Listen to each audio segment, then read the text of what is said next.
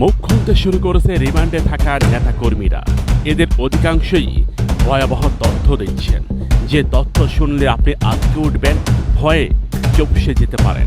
ভিডিওটি সর্বোচ্চ শেয়ার করেন, সবাইকে দেখিয়ে দেন, জানিয়ে দেন শেখ হাসিনা কত ভয়ঙ্কর পরিকল্পনা করেছে। সালমান এফ রহমানকে প্রথমে রিমান্ডে নেওয়া হয়।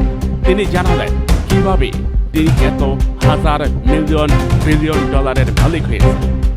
শেখ হাসিনার কথা ছিল একটাই, তোমরা যা কামাও, যা নিতে পারো নাও, তবে আমার ক্ষমতা চাই। আমি কোনো অবস্থায় ক্ষমতার ব্যাপারে আপোষ করব না। এটা ছিল সালমান এফ রহমানের ও শেখ হাসিনার বক্তব্য। একই সাথে জোনায়েদ আহমেদ পলক তিনি জানালেন, আইসিটি খাতকে ব্যবহার করে তিনিও কামিয়েছেন কয়েক হাজার কোটি টাকা। তিনি তার স্ত্রীকে বিদেশে পাঠিয়ে দিয়েছেন, সেখানেও জমিয়েছেন কয়েক হাজার কোটি টাকা।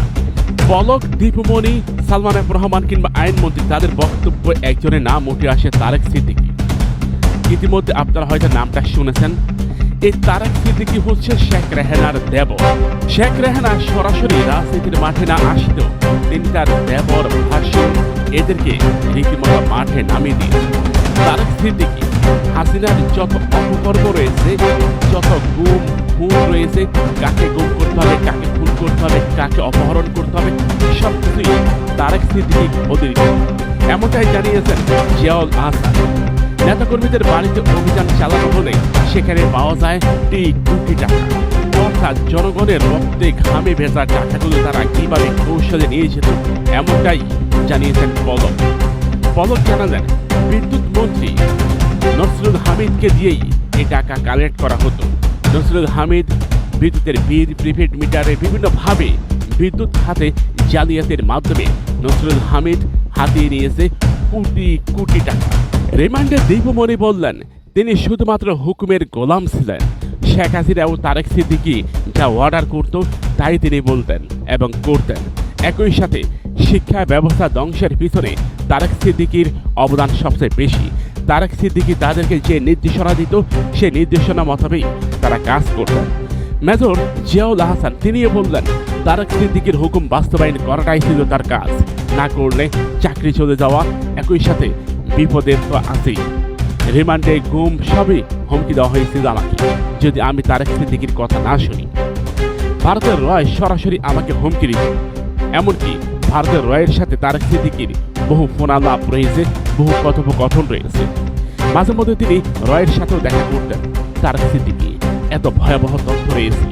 তারেক সিদ্দিকী হচ্ছে শেখ রেহানার দেবর। আমরা শুরুতে বলেছিলাম শেখ রেহানার দেবর।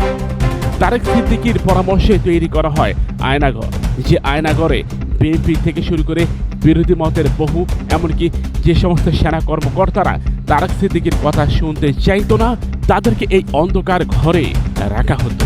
মূলত শেখ হাসিনা তিনজন ব্যক্তি ব্যতীত আর পৃথিবীর কারো কথা শুনতেন না।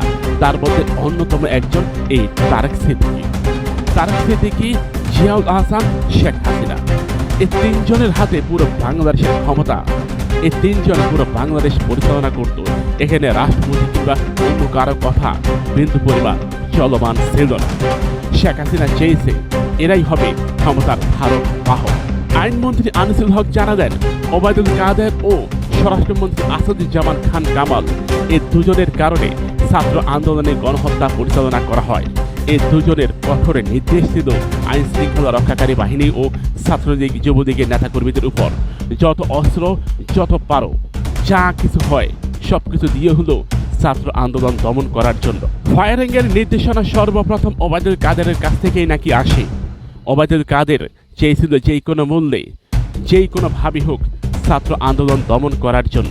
প্রিয় ভাইরা, এবার আপনারা চিন্তা করে দেখুন, আওয়ামী লীগ আদত বাংলাদেশের কোনো সরকার ছিল? আওয়ামী লীগ ছিল ভারতের মদতপুষ্ট একটা সরকার।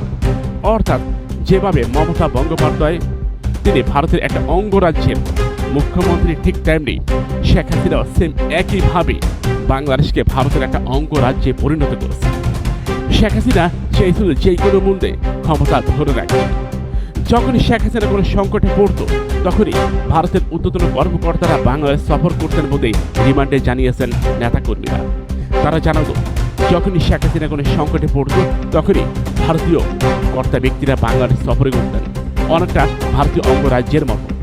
প্রিয় ভাই, এখন যেমন ভারতের মমতা তিনি বেশি সংকটে আছেন, অন্যান্য রাজ্যের যারা আছেন তারা মমতার সাথে দেখা করেন, তাকে পরামর্শ দেন। ঠিক তেমনি শেখ হাসিনাও যখন সংকটে পড়তো ঠিক একইভাবে তাকে পরামর্শ দেওয়া হতো।